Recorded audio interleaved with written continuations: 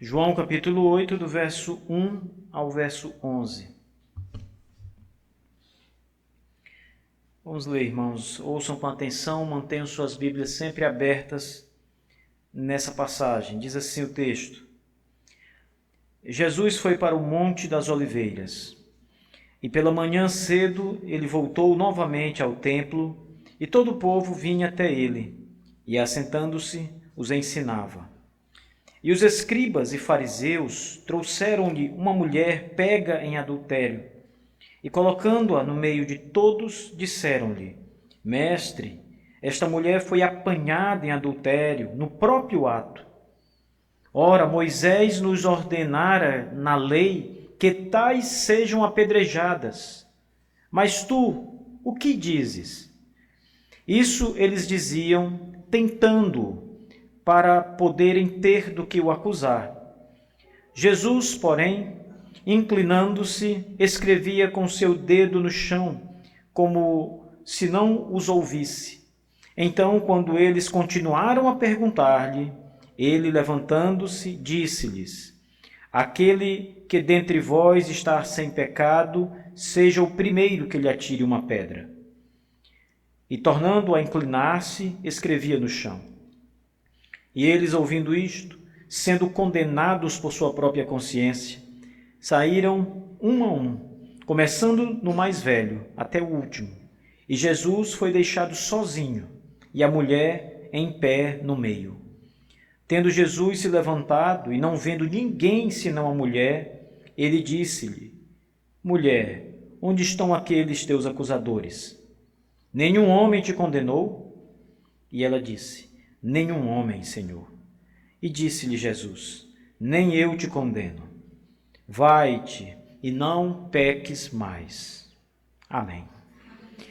Vamos curvar nossas frontes em reverência ao Senhor nosso Deus e vamos orar, irmãos. Pai, nosso Deus bendito e misericordioso, em nome de Jesus Cristo, Senhor Deus, nos achegamos à tua santa presença, com a tua palavra, Senhor Deus, lida, proclamada, para te suplicar, Senhor Deus, que nessa noite o Senhor Deus fale ao nosso coração por meio da pregação. Ó Senhor Deus, que a tua palavra encontre morada nos corações dos irmãos e de todos aqui presentes, Pai. Que haja arrependimento sincero de pecados, Senhor Deus, e um desejo autêntico, real, de buscar a Jesus Cristo, Senhor, para a salvação da alma. Nosso Deus maravilhoso, nós sempre aprendemos de Ti, Senhor Deus.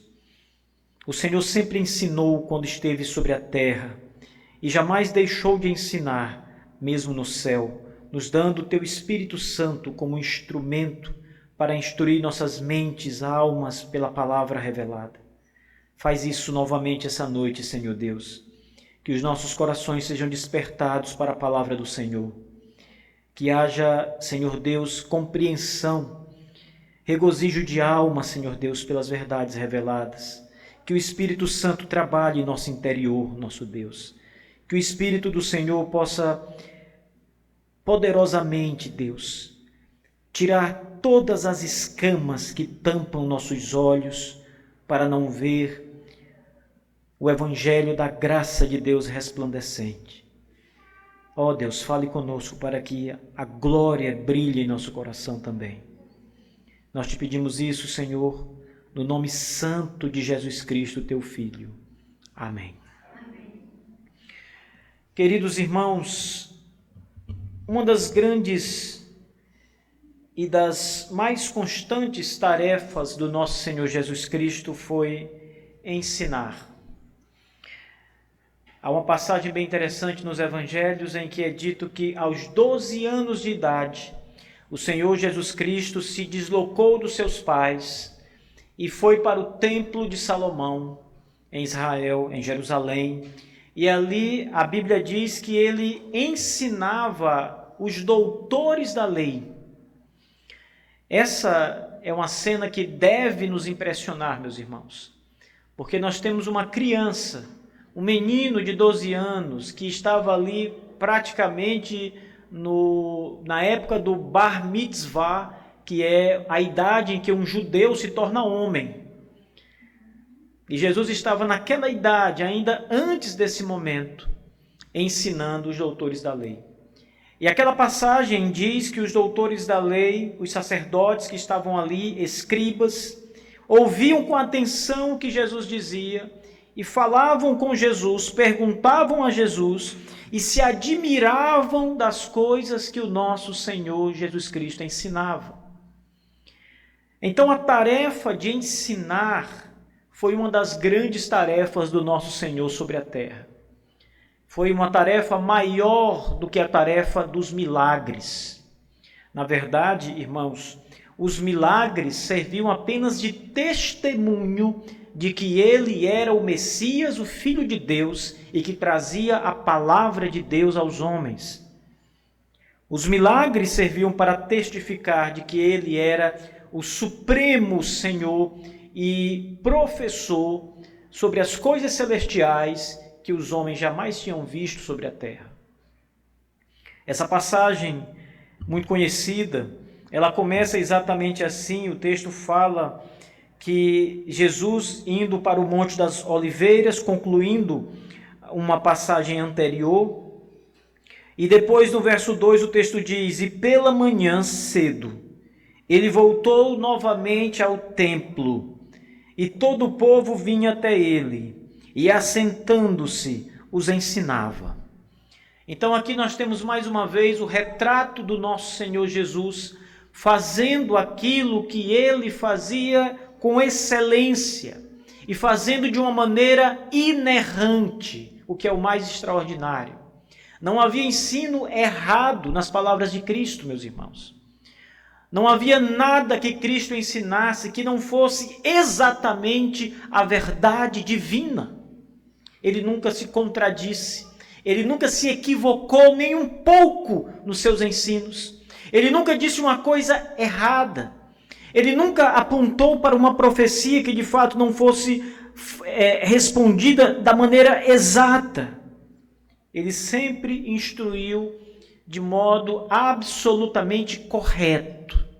Essa era a sua arte ou a sua prática maior, ensinar a palavra de Deus aos homens. E nessa ocasião o Senhor Jesus está no templo, o lugar propício para o ensino, aonde a lei de Deus era lida constantemente.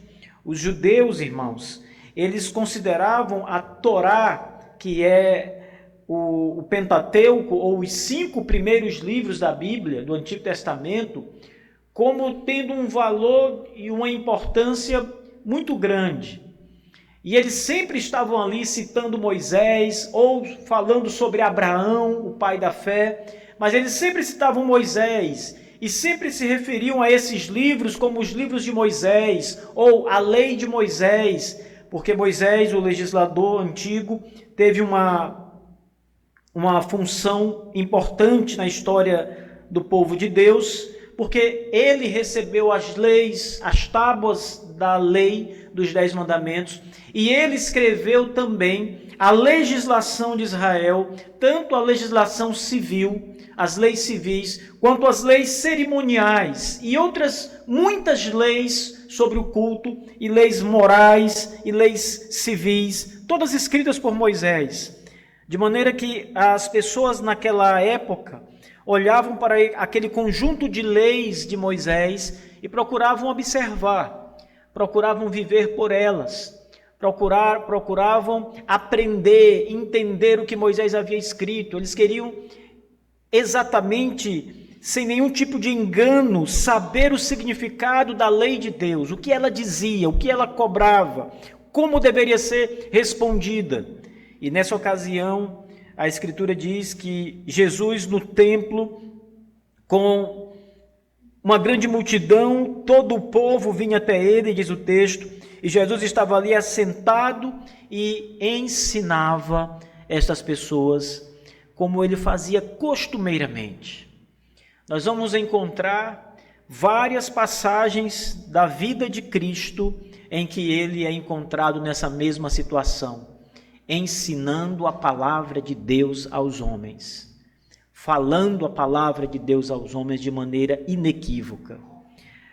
O que eu acho mais extraordinário aqui, meus irmãos, é que mesmo nós, pastores, que estudamos bastante teologia, que lemos muitos livros, a vida de um pastor, ela é dedicada à leitura como parte do seu tempo, grande parte do seu tempo, você vai encontrar os pastores lendo a Bíblia ou lendo livros de teologia, porque isso é parte do nosso ministério, da nossa vida, do nosso ofício.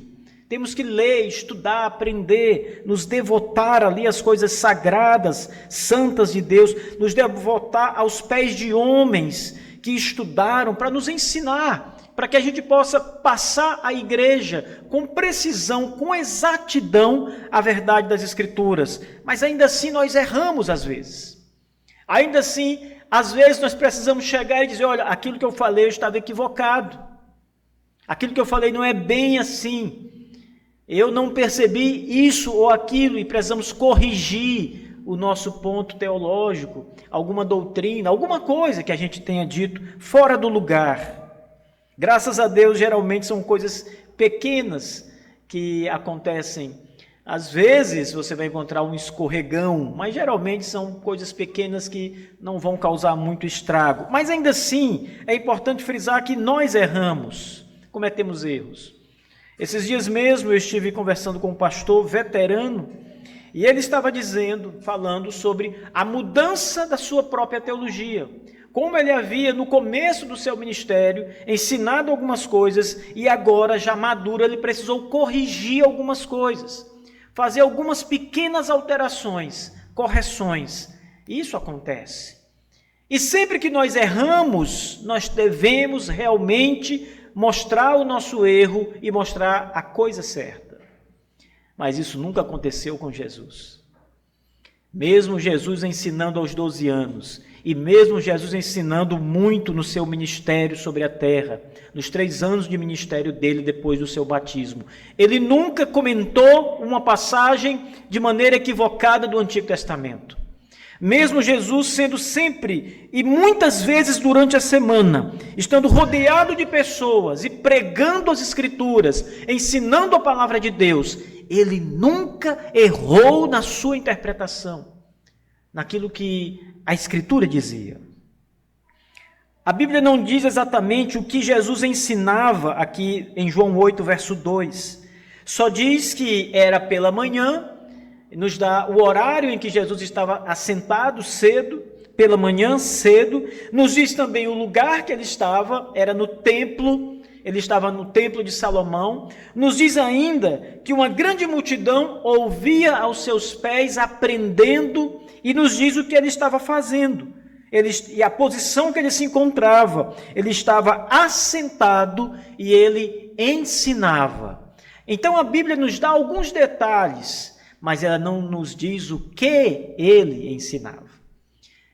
A Bíblia não nos ensina aqui qual era o conteúdo dessa palavra que Jesus estava ensinando aquelas pessoas. E nós nunca saberemos realmente qual é, meus irmãos. Nunca saberemos o que o Senhor estava falando. Mas nós sabemos o passo seguinte desta mensagem, deste texto, o que Jesus ensinou logo depois, que foi sobre a lei e sobre o perdão de pecados. Quando Jesus ensinava aquelas pessoas, o verso 3 diz que, então, os escribas e os fariseus chegaram até ele e levavam uma mulher pega em adultério, e em flagrante adultério, e colocando-a no meio de todos, disseram: Mestre, esta mulher foi apanhada em adultério, no próprio ato, não há o que negar. Essa mulher não tem escapatória, ela não pode dizer que falsificaram, ela não pode dizer que ninguém viu. Ela foi pega no ato flagrante de adultério. E rapidamente aqueles homens arrastam aquela mulher até o templo de Salomão, onde Jesus está, colocam ela ali no meio de Jesus e de todo o povo que está ouvindo o ensino, e eles dizem: Ora, Moisés nos ordenou na lei que tais sejam apedrejadas. Mas tu, o que dizes? O que deve acontecer com essa mulher? E o verso 6 diz que eles falavam isso, tentando Jesus, colocando Jesus sob tentação, para poderem ter do que o acusar. Jesus, porém, inclinando-se, escrevia com seu dedo no chão, como se não os ouvisse. Veja, meus irmãos, o mestre da lei, Jesus, está no local sagrado, no local do ensino, o templo, ensinando as escrituras sagradas. E então chega um grupo de judeus, escribas e fariseus, com uma mulher pecadora. Ela foi pega em flagrante ato de adultério, como diz o texto, e eles a lançam e dizem: Senhor, a lei de Moisés diz que ela deve ser morta, mas tu, o que dizes? Que situação, irmãos! A vida daquela mulher estava nas mãos de Jesus. O objetivo dos judeus, os fariseus e escribas, não era outro, não era a vida da mulher. Eles pouco se importavam com a vida daquela pecadora. Na verdade, perceba que lá na lei de Moisés, na passagem que eles estão aqui mencionando de modo implícito, Levíticos capítulo 20, e o versículo 10, está escrito assim na lei: e o homem que comete adultério com a esposa de outro homem, até aquele que comete adultério com a esposa do seu próximo, o adúltero e a adúltera certamente serão postos à morte. Levítico 20, verso 10.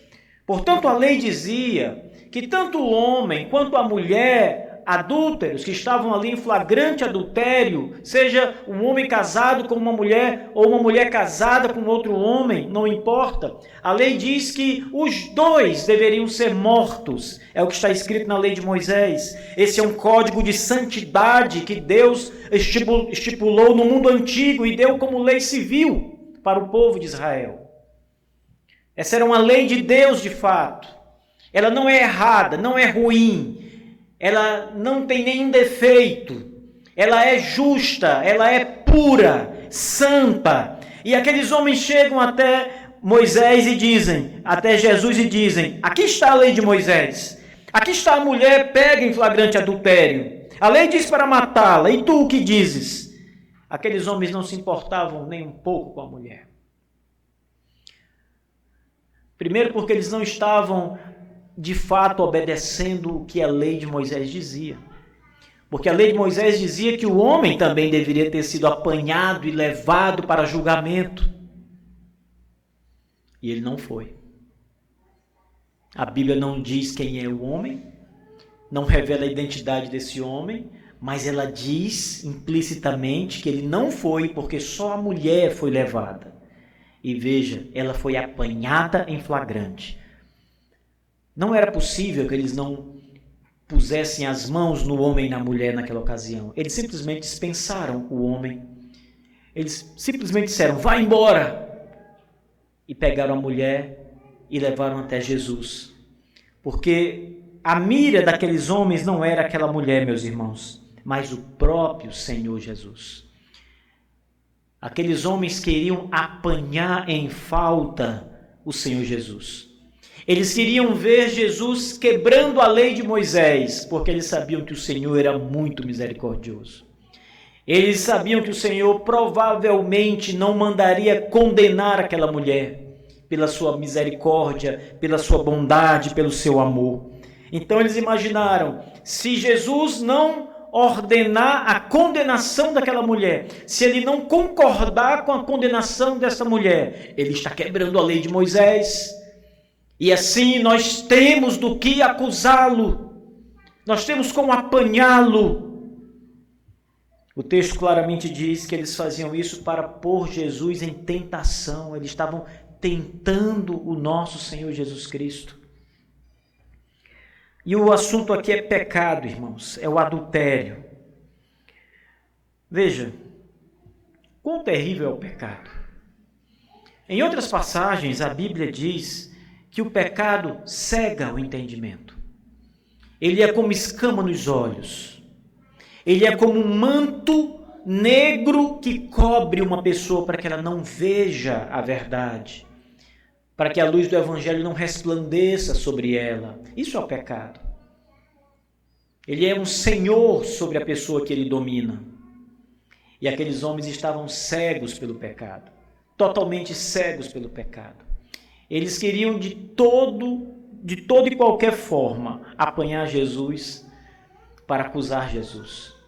Não havia amor naqueles corações, não havia compaixão, não havia misericórdia, havia exposição pública, havia desejo de apanhar Jesus em pecado, a vida da mulher pouco importava, eles queriam que ela morresse, ou eles não se importavam nada com ela, isso pouco valia.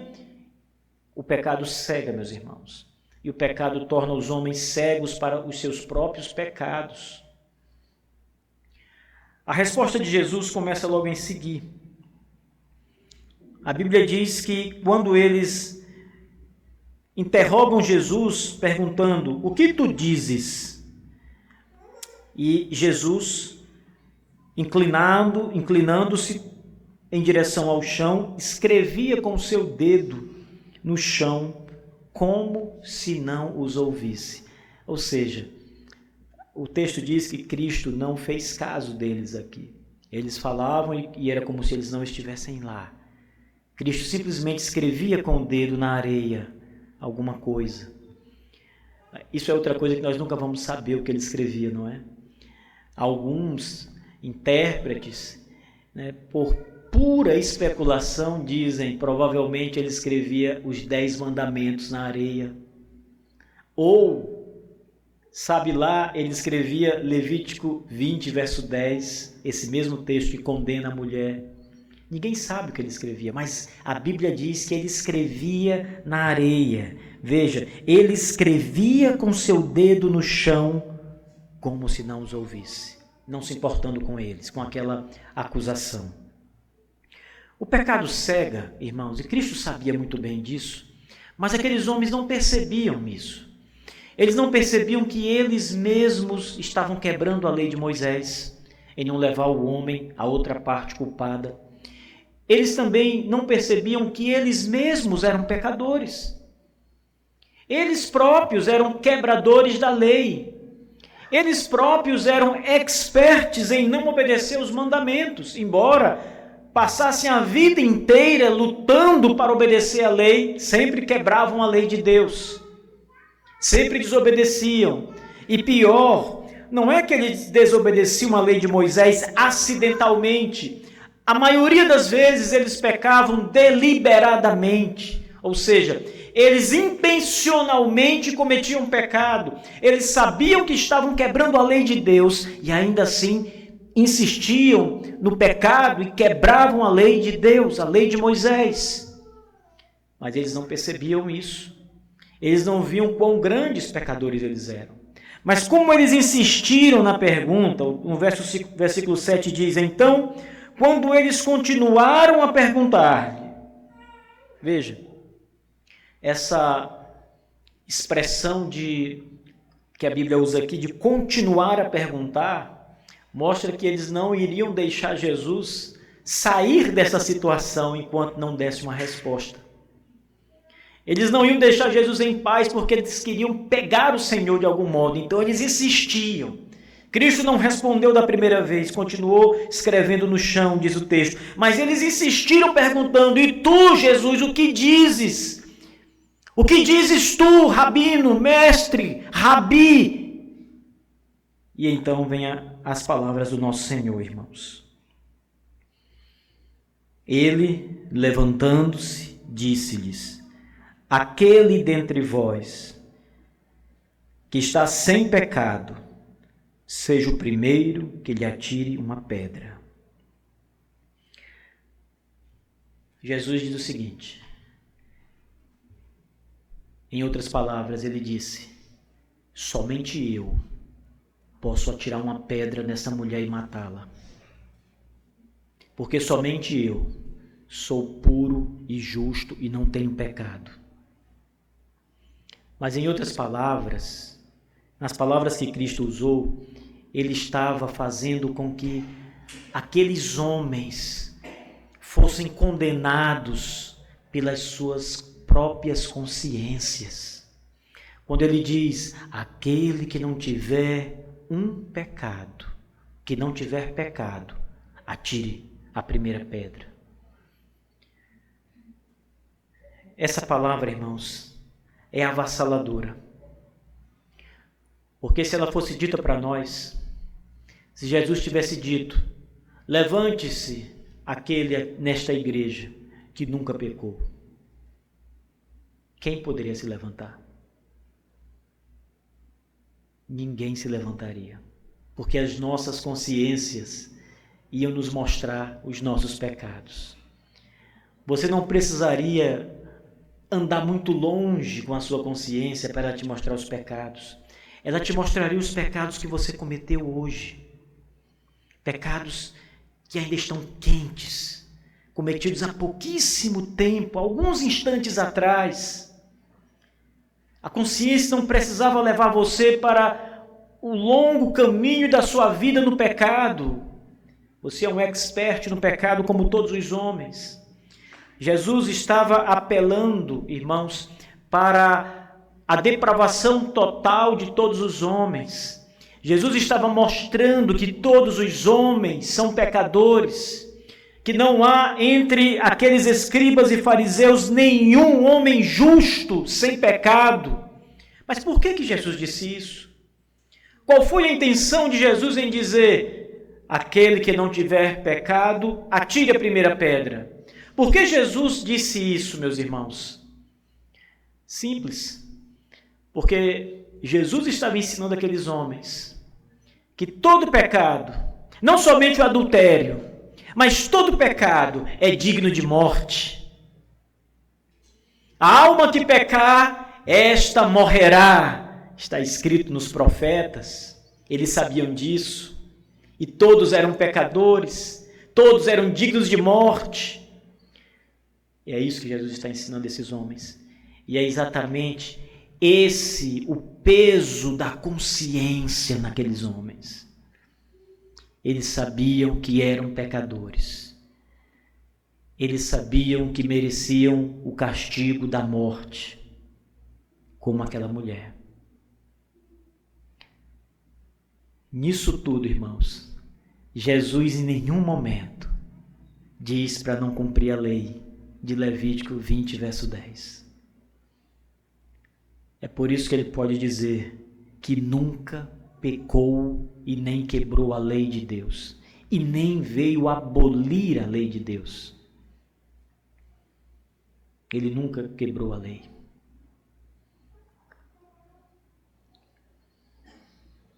Nenhum homem teve coragem de apedrejar aquela mulher. O mais interessante é que o texto diz que eles começaram a sair, a jogar suas pedras no chão, estavam todos com pedras nas mãos, prontos para apedrejar a mulher, mas quando escutam as palavras do Senhor, eles começam a sair. E eles, ouvindo isto, sendo condenados por sua própria consciência, saíram um a um, começando com o mais velho até o último. Todos foram embora. Que grande lição a consciência deu a eles. Irmãos, a nossa consciência é um poderoso instrumento que Deus usa para nos trazer ao arrependimento. A nossa consciência é o instrumento do Senhor para nos ajudar a evitar o pecado. Certamente, muitas e muitas vezes, todos vocês já evitaram algum pecado, estavam prestes a pecar, mas a consciência acusava. A consciência da verdade os acusava. A Bíblia diz, Deus diz, Cristo diz. E você refreou o mal, refreou o pecado que estava prestes a cometer, porque a sua consciência lhe auxiliou, lhe ajudou. A consciência é uma auxiliadora. Quantas vezes, meus irmãos, tantas dezenas, talvez milhares de vezes, nós aqui, cada um, depois de ter pecado, foi abatido pela própria consciência, a consciência acusando: você quebrou a lei de Deus, você pecou contra o Senhor, você é digno de morte, você é um pecador. E isso levou você ao arrependimento. Isso fez com que você curvasse sua cabeça e dissesse: ó Deus, perdoa-me, eu pequei mais uma vez contra o Rei da Glória. Quantas e quantas vezes isso não já aconteceu com você? A sua consciência é instrumento de Deus para levá-lo ao arrependimento, para evitar que o mal prospere na sua vida. Mas a consciência não está sozinha, meus irmãos. A consciência por si só nada poderia fazer.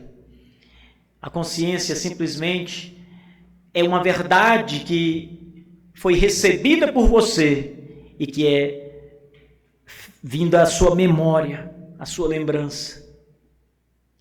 Em outras palavras, a consciência faz você lembrar a verdade do Evangelho.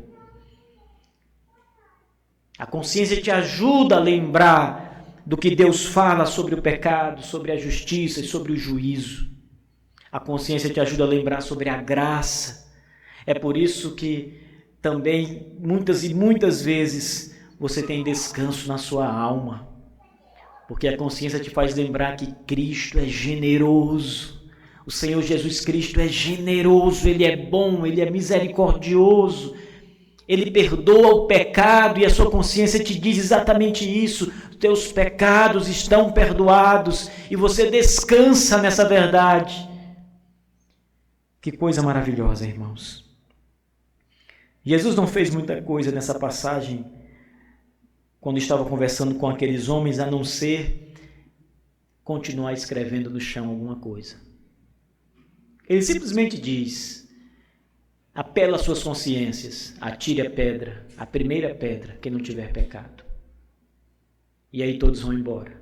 A partir do mais velho, diz o texto, o mais pecador, o que tem mais histórico de pecado, a partir do mais velho, todos vão jogando as pedras no chão e saindo, e deixando aquela mulher lá, nos pés de Jesus e da multidão que está ali, e vão embora para suas casas. Certos de que são tão pecadores quanto aquela mulher, tão piores do que aquela mulher. Provavelmente alguns fossem bem piores do que ela em seus pecados. E eles vão embora. Mas fica a questão da lei de Deus. Porque de fato a lei de Deus está escrito que o adúltero ou a adúltera pega em adultério devem ser mortos, como está escrito. Mas nós não vemos condenação nessa passagem. A passagem começa com ameaça e termina com graça. Ameaça e graça. A passagem começa com um clímax, Jesus ensinando sobre alguma coisa, talvez sobre a lei de Deus, e então entra em cena os fariseus com a mulher apanhada em adultério e a lei sendo invocada. E então entra a graça de Deus. Você deve perguntar: mas pastor, a lei manda que a mulher seja morta, mas Cristo não faz isso, não permite isso. Cristo simplesmente diz àquela mulher: vai, não peques mais. É a palavra do Senhor para ela. Depois aqueles homens saem, o texto diz: tendo Jesus se levantado e não vendo ninguém senão a mulher, ele disse-lhe: mulher, onde estão aqueles teus acusadores? Nenhum homem te condenou? E a mulher diz: nenhum homem, Senhor. nenhum homem me condenou. E disse-lhe Jesus: nem eu te condeno. O único que poderia condená-la. Nem eu te condeno. Vai, não peques mais. Sabe o que é a maravilha aqui, meus irmãos? É que Jesus Cristo usa a misericórdia e o perdão no lugar de executar o juízo.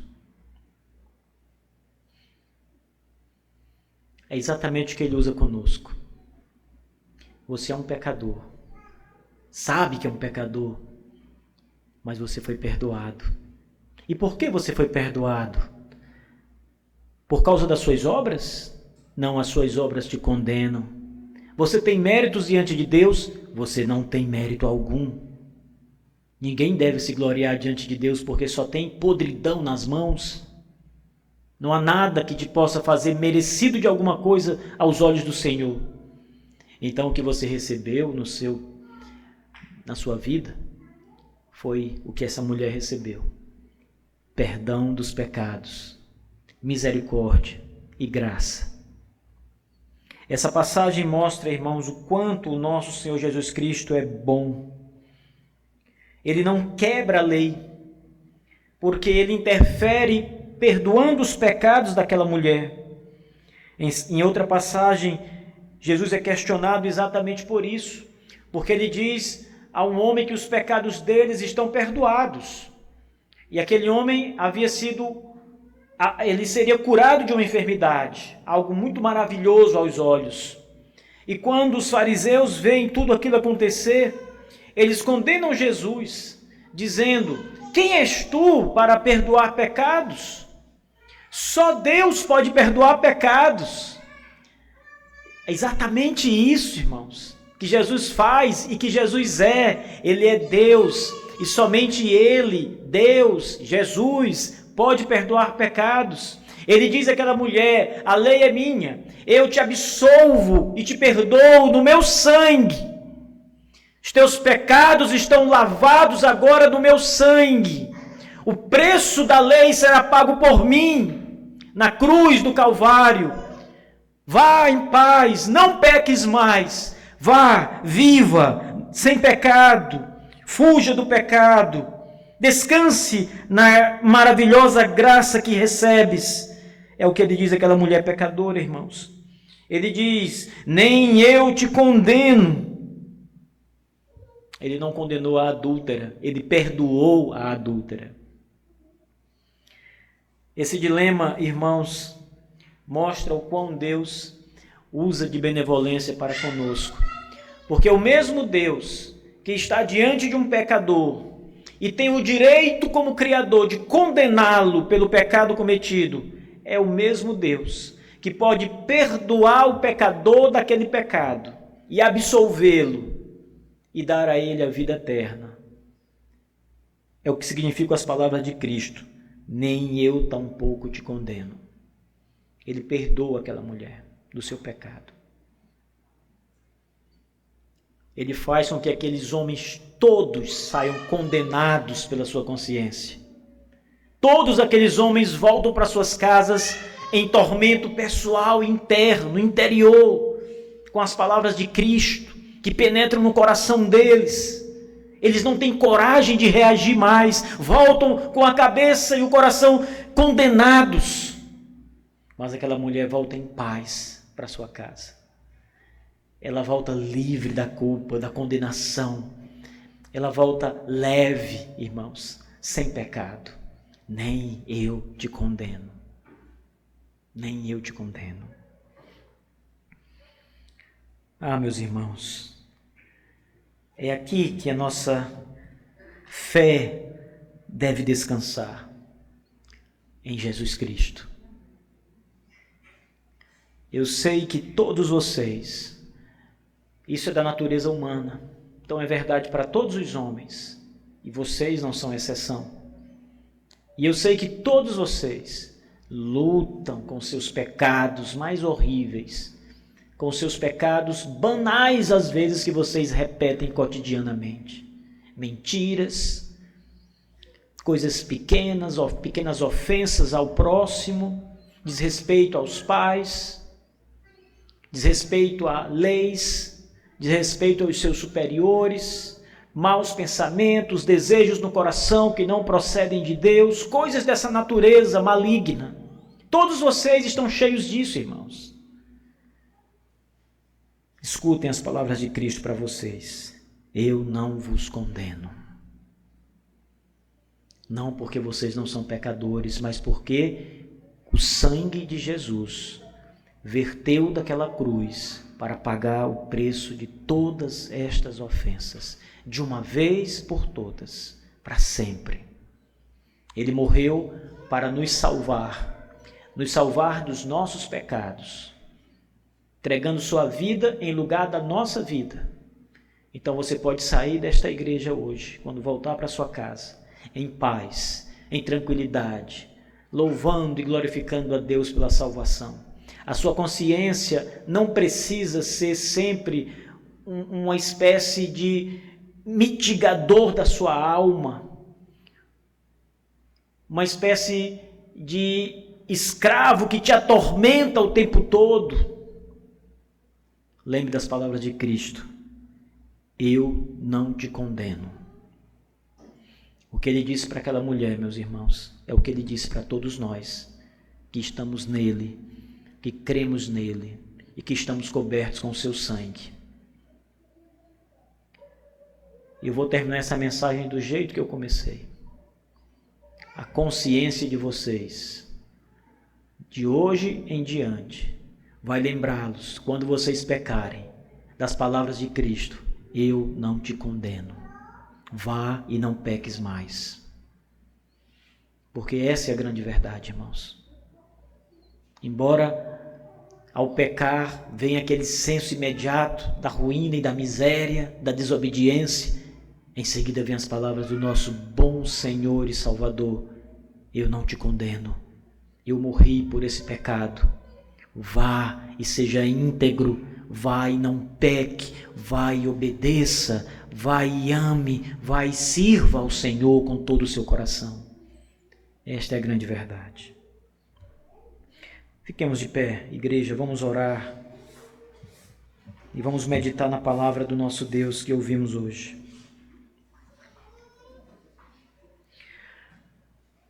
Senhor nosso Deus e Pai, obrigado, Senhor Deus, pela Tua maravilhosa palavra e graça e por nos fazer lembrar, Senhor Deus, de que os nossos pecados estão perdoados pelo sangue do Cordeiro, Jesus Cristo nosso Senhor.